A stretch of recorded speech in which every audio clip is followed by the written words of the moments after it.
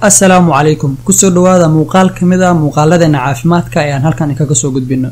Dhamaanteen waxaa suuragal ah inaan mar uun la kulanay nooc kamid ah xasaasiyadda sida hindhiso far badan, cuncun indhaha iyo dhanxanaga, ama cuncun barar iyo danqasho oogada sare ee maqaarka sida wajiga iyo gacmaha ama qaybaha kale ee jirka. Mawduucan waxaan uga hadli doonaa xasaasiyadda aan wada naqaano ee lagu magacaabo eczema, nooc kamid ah oo lagu magacaabo atopic dermatitis.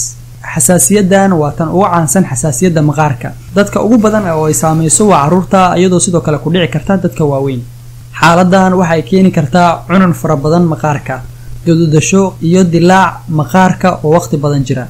xasaasiyaddan waxay ku dhici kartaa qayb waliba oo jirka kamid ah, laakiin waxay aad ugu badan tahay dhabarka iyo qaybaha hore ee jilbaha, qaybaha hore iyo gadaale ee suxullada ama xusullada, aaga qoorta, gacmaha iyo xabadka iyo garbaha.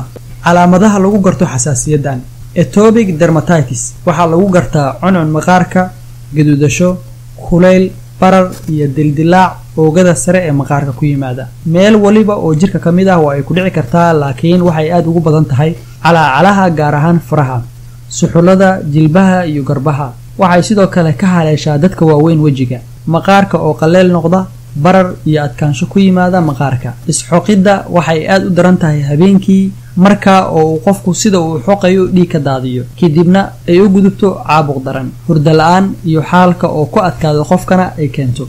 Waxyaabaha sababa eczema waxa ugu horeeya ee sababa waa difaaca jirka oo isla jirka dib u weerara, laguna magacaabo type 1 hypersensitivity reaction. Waana caabuqa ugu dhaqsiyaha badan ee jirka waxyeeleeya, immediate reaction la bixiya. xasaasiyaddan waxay noqon kartaa mid uu qofku neef ku qaado sida boorka ama dawooyinka la neefsado oo neefta uu qofku ka qaado iyo waxa la midka ah, iyo mid uu la kulmo jirkiisu isla markaana uu dhibsado sida saabuunta, kremiska iyo waxyaabaha oogada la mariyo.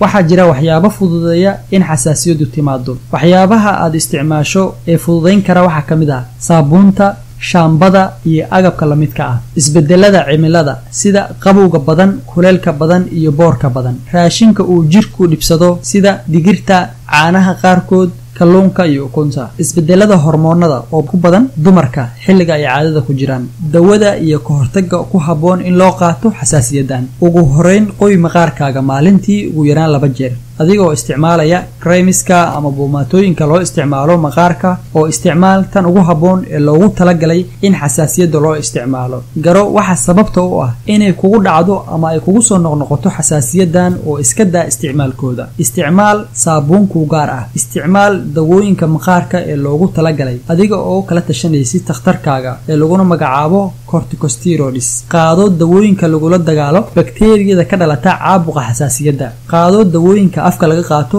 ee joojiya fididda iyo dareenka xasaasiyadda. Ugu dambeyn, talada kugu habboon ka qaado takhtarkaaga.